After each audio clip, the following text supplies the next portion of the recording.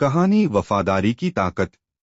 पहाड़ों के बीच बसा एक छोटा सा गांव था, शांत, सादा और प्रकृति से भरा हुआ। वहीं रहता था एक लड़का, नाम था अर्जुन। उम्र करीब 16 साल। माँ बाप को उसने बचपन में ही खो दिया था।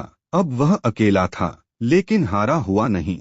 हर सुबह सूरज निकलने से पहले अर्जुन उठता, लकड़ियों की गठरी बांधता, जंगल की तरफ निकल जाता। दिन भर मेहनत करता, पसीना बहाता और शाम को गांव के बाजार में लकड़ी बेचता। लोग कहते थे, अर्जुन छोटा है लेकिन हिम्मत बहुत बड़ी है। एक दिन तेज बारिश हो रही थी, जंगल की मिट्टी कीचड़ से भर गई थी। अर्जुन वापस लौट रहा था कि उसे झाड़ियों से कराहने की आवाज आई। कू कू। वह रुका, आवाज फिर आई। वह धीरे धीरे झाड़ियों के पास गया। वहां एक कुत्ता पड़ा था, उसकी टांग बुरी तरह जख्मी थी, खून बह रहा था, आंखों में दर्द और डर दोनों थे।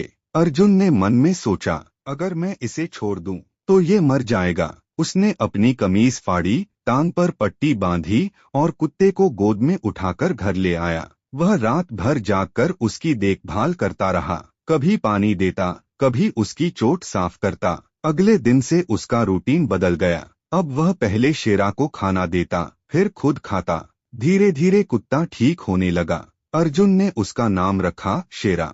दिन बीतते गए, अब अर्जुन अकेला नहीं था। शेरा हर सुबह अर्जुन के साथ उठता, उसके साथ जंगल जाता, लकड़ी काटते समय दूर बैठकर पहरा देता। जब अर्जुन थक जाता, शेरा उसके पास आकर बैठ जाता। एक शाम अर्जुन बहुत उदास था, लकड़ी नहीं बिक पाई थी।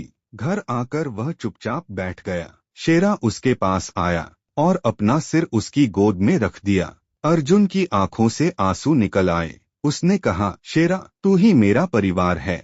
कुछ हफ्तों बाद एक दिन अर्जुन जंगल के उस हिस्से में गया जहां जमीन खिसकती रहती थी। अचानक उसका पैर फिसला, वह सीधा गहरी खाई में गिर पड़ा।